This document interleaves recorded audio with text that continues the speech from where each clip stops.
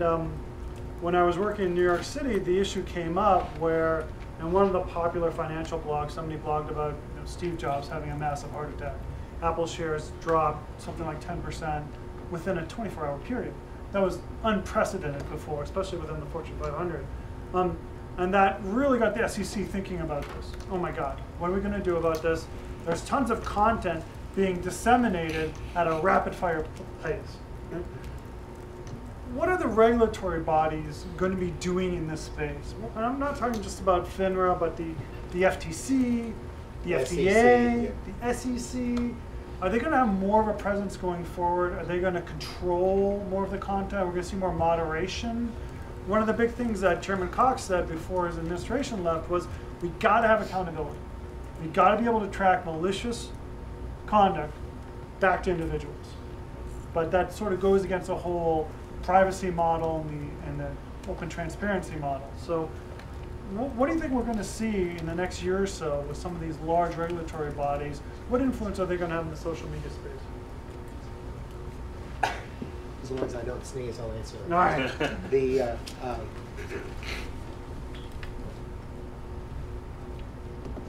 I'm always guilty of overgeneralizations, so buckle in. The horror stories create laws.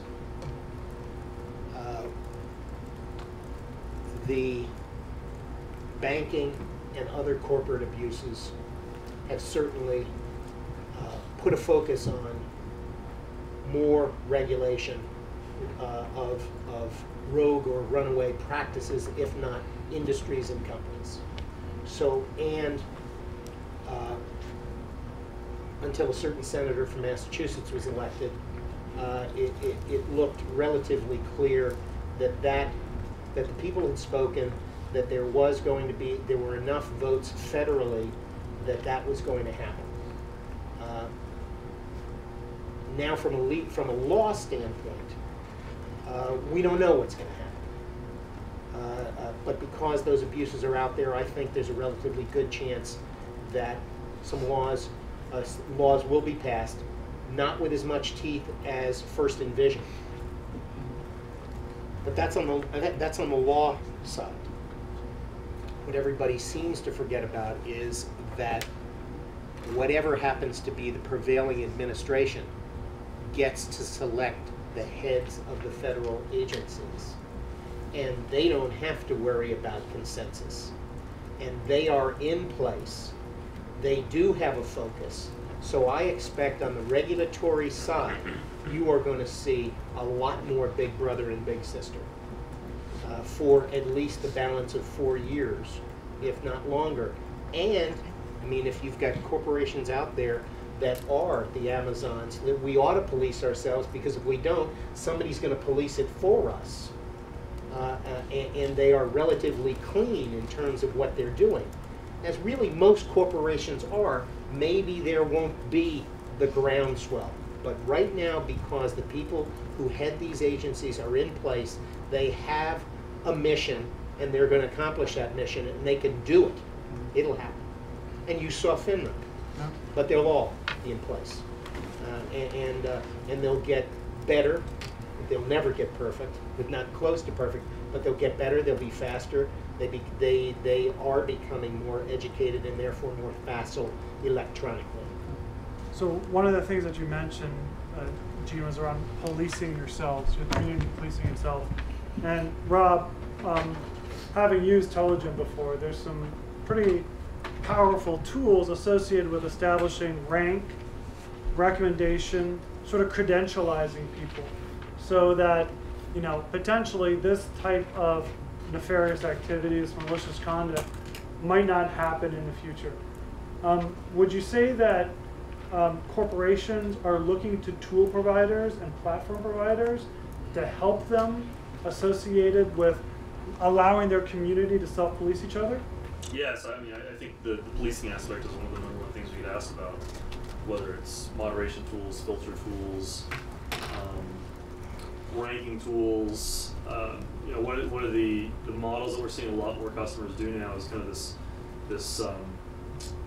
unlock model, where, and what I'll mean by that is, as you gain more trust within the system, and that can be fully automated. As you gain more trust in the system, you have more and more privileges in the system. And I think we're going to see more of that kind of being built into a lot of the platforms and tools as well. But moderation, I mean, moderation tools have always been a big demand.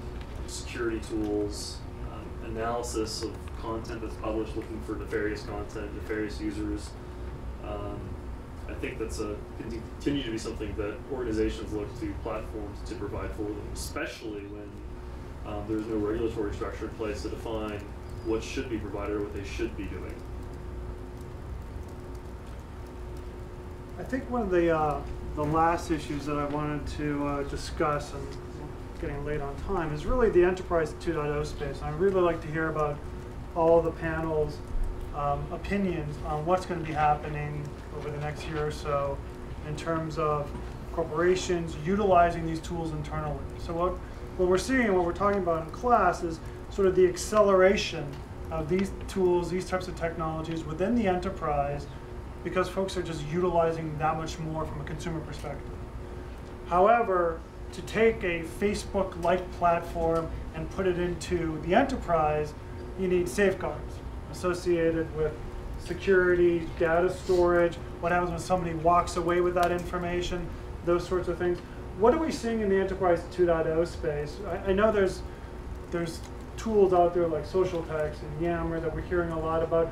Are companies going to adopt more of these technologies for collaboration and innovation purposes? And how is that going to affect sort of hybrid activity from the enterprise world, the professional world, and the consumer world? When the CIA has a wiki set up to share information, something dramatic has happened, right? I mean, read Andy McAfee's blog. He blogs a lot about that. It's pretty amazing. It says a lot. It says a lot. Well, I think that's the collaboration piece is the key. Because how do you get people to collaborate? And so if you work in an IBM with hundreds of thousands of employees and you're in India, and you have somebody in the US who you've never met, you probably never even seen on an email list or anything else, how do you get them to collaborate, potentially working on the same project? Or potentially in a business situation of, I'm trying to do business with X company here, you're trying to do business with that same company there. How do you exchange that data if you don't know that the other person exists? Right? And so that's the key, is how do you create that umbrella with the safety net of the ownership of the data and sitting obviously behind a firewall so that I can't go in and see, oh, here's Michael, he's connected to Gene, who's connected to this person, and then I want to get to that person, from outside the organization while creating that visibility within inside the organization. So if I'm trying to do business with Telligent, I can see that somebody in my organization is connected to Rob. Great. Hey, Tim, can you introduce me to Rob because we want to do business with him? Right? That's what organizations want to do. The challenge is how do you do it in a safe environment, right? And create that collaboration in that feelingness of there's an openness because and a level of trust because we work in the same organization yet we don't know one another. And that's what companies are wrestling with, right? And what's the right platform for that? It seems like there's, so I'm not that knowledgeable on enterprise too, but it seems like there's a big question, which is, will these tools be adopted sort of bottom up or top down, right? So it seems to me like,